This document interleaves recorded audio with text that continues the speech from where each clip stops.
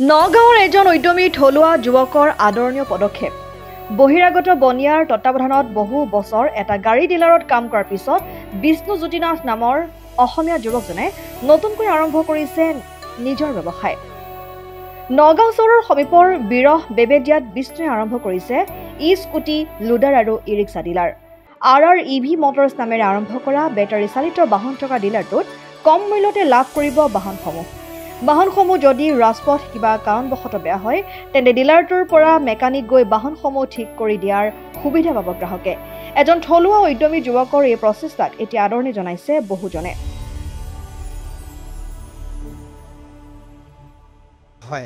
হয় আমাৰ এখন ই-স্কুটি আৰু ই-বাইকৰ শ্ব'ৰুম আমি নতুনকৈ অপেন কৰিছোঁ।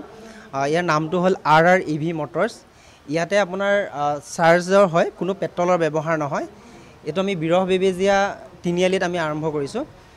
আপোনালোক নগাঁওবাসী ৰাইজক জনাব পাৰি সুখী হৈছোঁ যে মই নিজে এজন ডিলাৰত কৰ্মৰত আছিলোঁ আৰু এতিয়া মই নিজে স্বত্বাধিকাৰী হ'বলৈ পাই মই গৌৰৱ অনুভূত কৰিছোঁ। আৰু আপোনালোকক আহ্বান জনাইছোঁ, আমাৰ পৰা এখন ই-স্কুটি বা ই-বাইক আপোনালোকে ক্ৰয় কৰক। আমাৰ ইয়াতে চেলছ, ছাৰ্ভিচ, স্পেয়াৰ্ছ, ৱাৰেণ্টি সকলোখিনি সুবিধা পাব। আৰু যিকোনো অসুবিধাৰ কাৰণে মোৰ লগত যোগাযোগ কৰিব পাৰিব।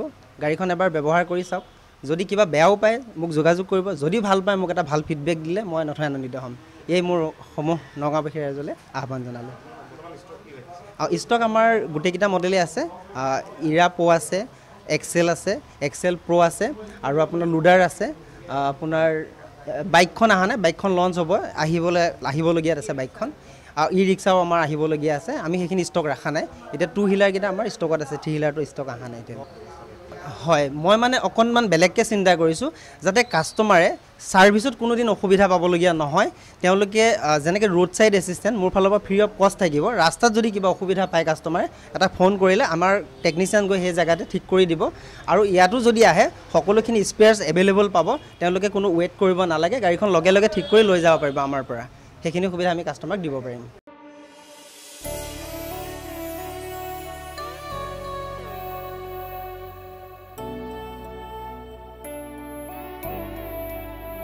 নগাঁৱৰ পৰা বিভূতি বৰাৰ ৰিপৰ্ট, ডেমক্ৰেটিক আছাম।